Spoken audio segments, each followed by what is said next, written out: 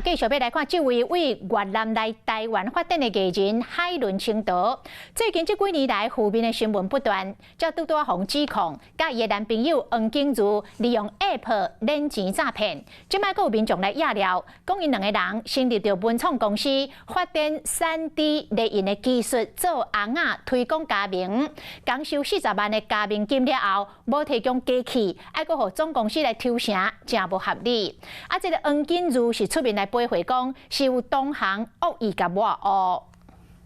徛伫咧机器头前，扫描一个地当做出甲家己真相像的红仔，这是家人海伦青桃和男朋友开文创红仔事业，用3D 列印的技术，不过这马煞了出惊喜。台湾从今以后，比拍照更有意义的纪念品。去年红亚了用 App 抢走正hiệu，海伦青桃今年6月创立文创公司，负责人就是海伦青桃的本名，资本额20万起价，讲3个月就伫咧全台湾开10几间加盟店，事业是做甲真大。不过说红亚了讲，若是想要加盟文创公司，加盟金虽然是40万，不过说敢若一台扫描机器尔尔，就含制作红仔机器的婆，怪扣总公司抽成，美真不合理。我们除了他的那个加盟金不是40万，是44万，所以他根本就不是加盟主。除了一台扫描以外，还有一个电竞型的笔电，电竞型的，